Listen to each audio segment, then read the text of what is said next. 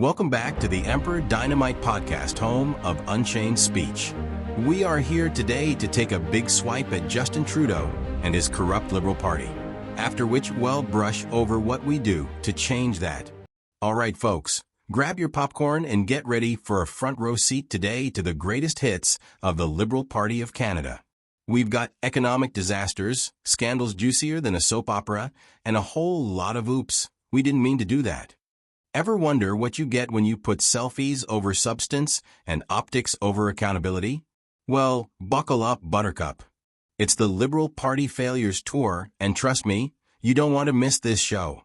I am here today as we delve into an issue which has become increasingly frustrating to many Canadians, and that is the damage done by Justin Trudeau and the Liberal Party since his time in office. When Trudeau first came into office, he promised real change. He would fix everything wrong with the Harper government and bring in transparency, respect, and fairness to Canadian politics. But the reality has been far from what he promised. We've seen over the past several years a series of ethical breaches, economic mismanagement, and an ever-growing culture of corruption within the Liberal Party. Not only under Trudeau himself, but within his cabinet ministers also. The economic catastrophe, doubling Canada's national debt. Let's start with the financial repercussions of the Trudeau government. The numbers don't lie. Trudeau and his Liberal Party have doubled Canada's national debt. When he took office in 2015, Canada's debt was around $600 billion. Today, it stands at over $1.2 trillion. That's not just a failure of leadership. That's an economic catastrophe. Let's be clear. The COVID-19 pandemic didn't help. It wasn't something anyone could have predicted. But what is concerning is how the Liberal government responded by throwing money at everything with no real plan for recovery. Emergency handouts? Fine. But instead of using the crisis to build a more sustainable economy, they used it as an excuse to further expand the government's role in the lives of Canadians. And who does this financial mess hang on? Well, Trudeau is at the top, but let's not forget his finance ministers, who have failed to handle taxpayer money with any sense of responsibility. Bill Morneau, finance minister for much of Trudeau's tenure, was embroiled in multiple controversies. From his involvement in the We Charity scandal, which saw his family's ties to the charity raise questions about conflicts of interest, to his failure to address rising national debt. Morneau's time in office was marked by missteps and a lack of accountability. The financial consequence of the Trudeau government isn't just about the money. It's also about what we didn't get in return. Housing costs went through the roof, and then Trudeau's policies failed at each turn to address affordability. Real wage growth has remained stalled, with inflation continuing to eat into the purchasing power of Canadian families. The national debt is growing, but the country's economic outlook is far worse now than it was when Trudeau came to power. The Liberals can pat themselves on the back, thinking they have done a great job with their stimulus efforts, but the reality for Canadians is that they are being squeezed at every turn. From the rising cost of living to skyrocketing housing prices, one thing is crystal clear. The financial well-being of ordinary Canadians has not been looked after by Trudeau's government. The SNC-Lavalin scandal, direct attack by Trudeau on justice. Speaking of which, the so-called SNC-Lavalin scandal perhaps overshadows other cases of political corruption under the government of Mr. Trudeau. So, let me give a little background. An engineering multinational called SNC-Lavalin was accused of bribing officials in Libya to retain government contracts. This has come with criminal charges against it, and instead of allowing due process of the law to take effect, Trudeau's office attempted to intervene to get the charges dropped. Jody Wilson-Raybould, Attorney General of Canada at the time, was leaned on repeatedly by Trudeau's office to stop the prosecution of SNC-Lavalin. She refused. She did the right thing. And for the refusal to bow to that political pressure, Trudeau fired her, his own justice minister.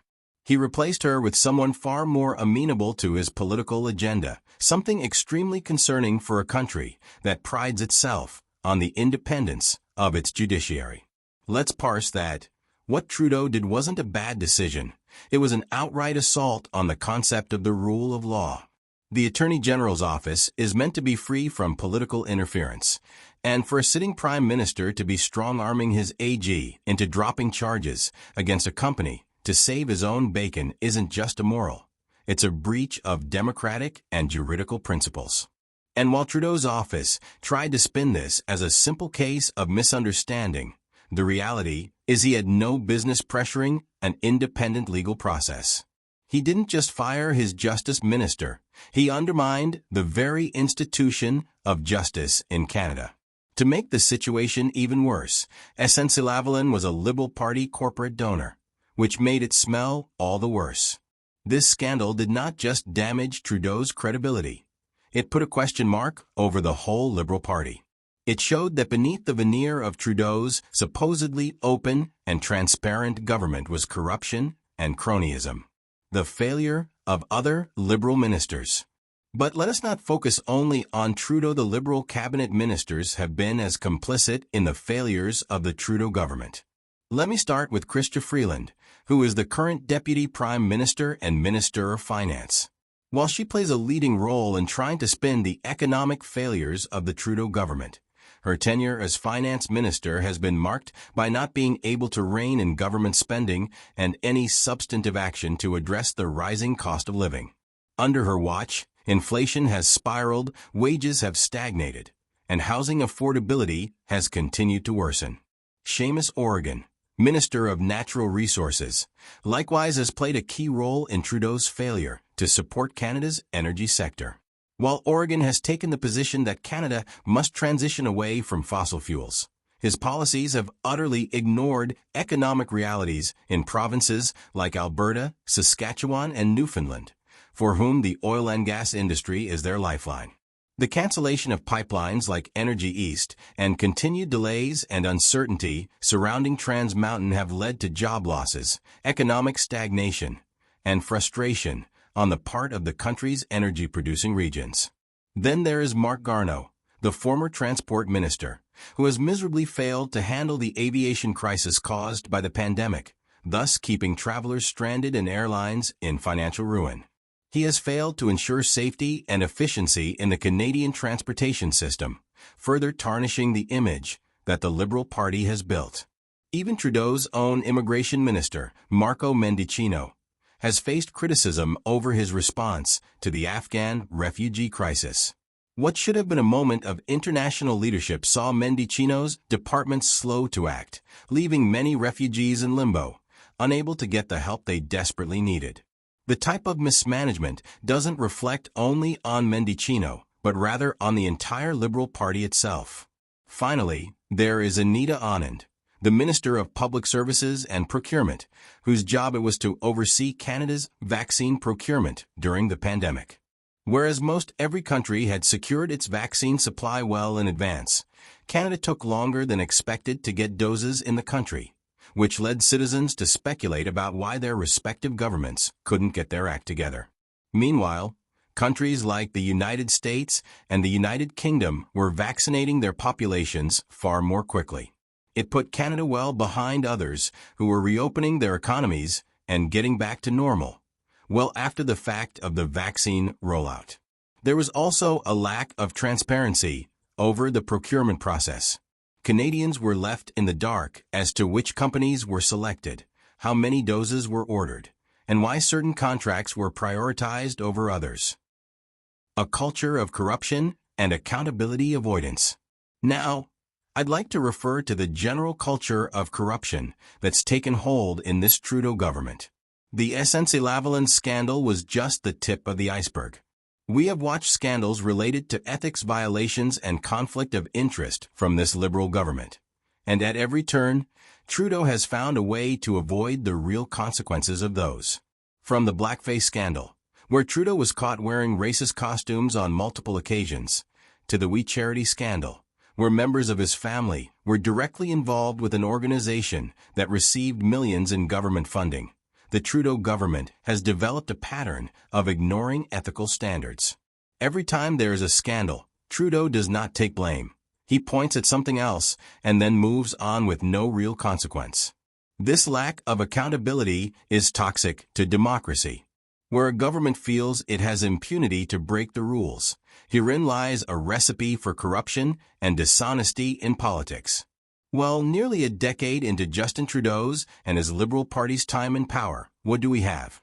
A deeply indebted country, a fractured society, and a government mired in scandals and corruption. He has not only failed Canadians economically, but he created a culture of impunity where his ministers and the Liberal Party largely got away with their failures. What Canada does not deserve is a government more interested in dodging responsibility, putting personal and political gain in front of the needs of people, and failing to put country first. What we do need is leadership that will bring real change.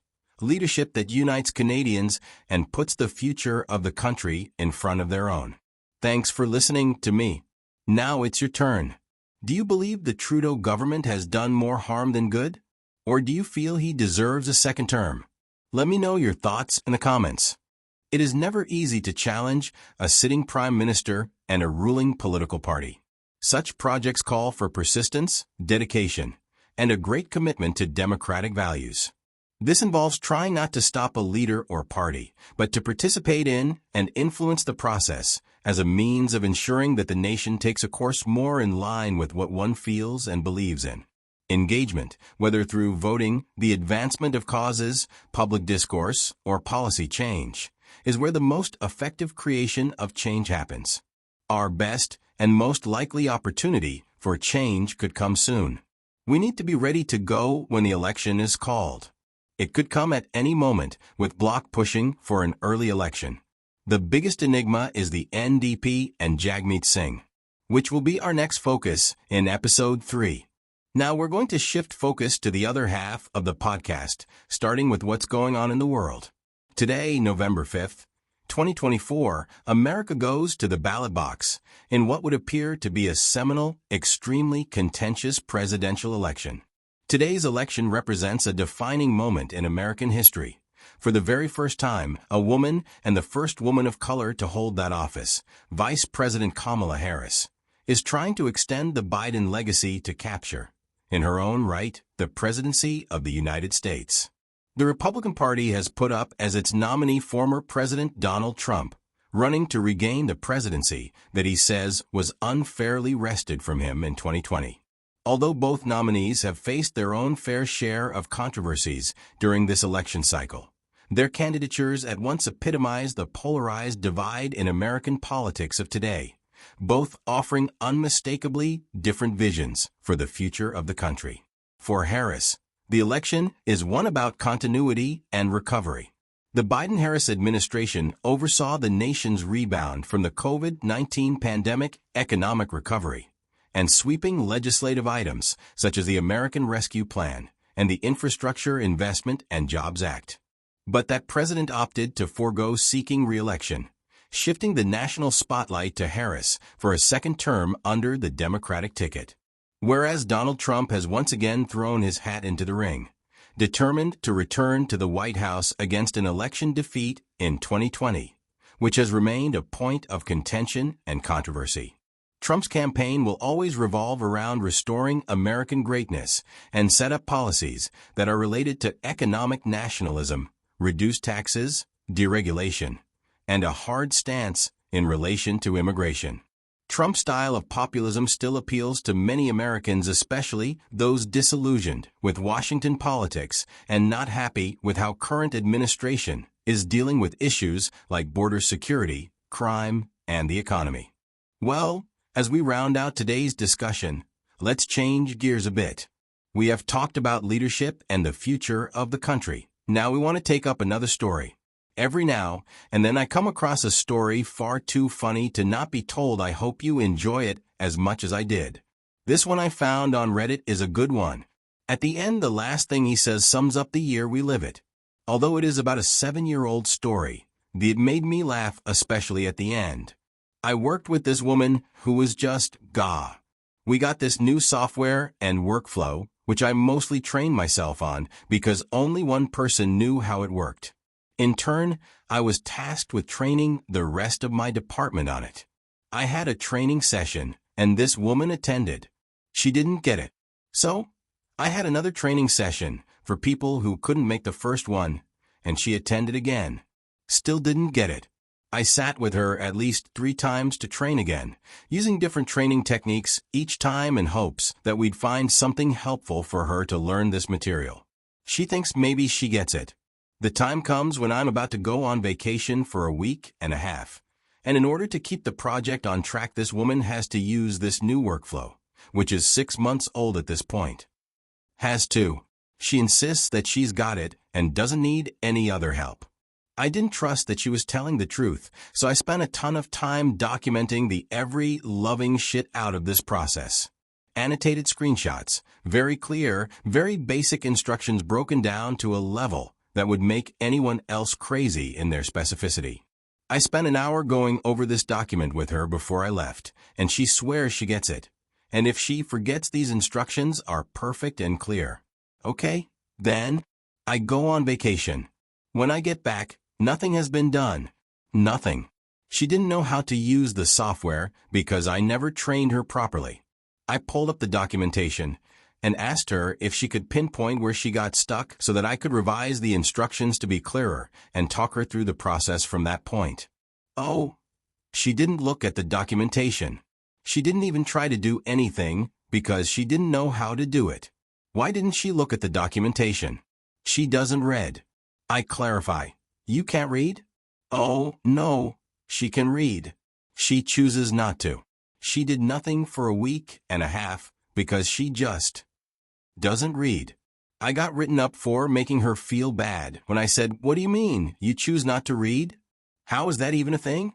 Making her feel bad sounds like it could explain a lot. If someone is doing bad and you mention it, how on earth is it fair to reprimand it for making her feel bad? It seems like the most important thing is people's feelings. It happens, but in a situation like that, how do you get punished for such trivial reasons? It's not a shocker someone's feelings got hurt, but that some got punished for making someone's feeling hurt. As funny as that was, it was also a head-scratcher at the end. Thank you for listening to this episode of the Emperor Dynamite podcast, home of Unchained Speech. If you enjoyed it, please consider subscribing and leaving a review. You can follow me on Facebook and YouTube under the username Emperor Dynamite 97. Be ready for a possible election in Canada. We need to send Trudeau packing.